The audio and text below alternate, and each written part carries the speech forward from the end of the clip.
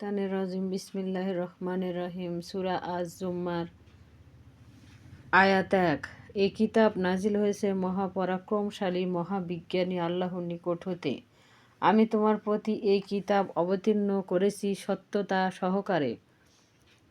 এতে নেই কোনো প্রকার মিথ্যা। কাজে আল্লাহর ইবাদত করো, দিনকে অর্থাৎ আনুগত্য, হুকুম পালন, দাসত্ব ও গোলামিকে একমাত্র তারই জন্য নির্দিষ্ট করে। জেনে রেখো, খালেস দিন কেবল আল্লাহর জন্য। যারা তাকে বাদ দিয়ে অন্যদেরকে অভিভাবক বানিয়ে নিয়েছে তারা বলে, আমরা তাদের ইবাদত একমাত্র এই উদ্দেশ্যে করি যে তারা আমাদেরকে আল্লাহর নৈকট্য পৌঁছে দিবে। সত্য পথ থেকে সরে গিয়ে মিথ্যা পথ ও মতের জন্ম দিয়ে তারা যে মতভেদ করেছে, আল্লাহ তার চূড়ান্ত ফয়সালা করে দিবেন। যে মিথ্যাবাদী ও কাফের, আল্লাহ তাকে সঠিক পথ দেখান না। আল্লাহ সন্তান গ্রহণ করার ইচ্ছে করলে তিনি তার সৃষ্টিকুল থেকে নিজ পছন্দ মতো বেছে নিতেন। এসব থেকে তিনি পবিত্র ও অপ্রতিরোধ্য ক্ষমতার অধিকারী। তিনি এক ও একক আল্লাহ। তিনি আকাশ ও পৃথিবী সৃষ্টি করেছেন। যথাযথভাবে রাত দিনকে ঢেকে নেয় আর দিন ঢেকে নেয় রাতকে। তিনি নিয়ন্ত্রণ করেন সূরজ আর চাঁদকে।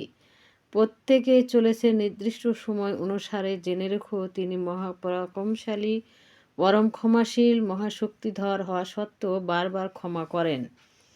তিনি তোমাদেরকে একই ব্যক্তি থেকে সৃষ্টি করেছেন, অথবা তার থেকে তিনি তার জুড়ি সৃষ্টি করেছেন। তিনি তোমাদের জন্য বানিয়েছেন 8 গৃহপালিত পশু এবং 4 জোড়ায় জোড়ায় তিনি তোমাদের সৃষ্টি করেছেন।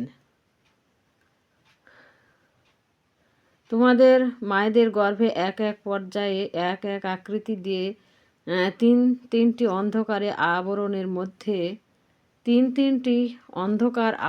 মধ্যে এটা হলো তোমাদের প্রতিপালক। সবসময় কর্তৃত্ব তারই, তিনি ছাড়া সত্যিকারের কোনো ইলাহি নেই। কাজে ভুয়া ক্ষমতার অধিকারী, দান্ত্রিক ও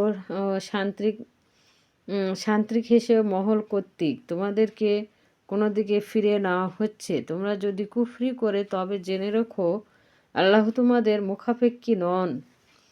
তিনি তার বান্দাদের জন্য কুফরি আচরণ পর্যন্ত করেন না। তোমরা যদি কৃতজ্ঞ হও তবে তোমাদের জন্য তা তিনি পছন্দ করেন। একে পাপের বোঝা অন্য বহন করবেন না।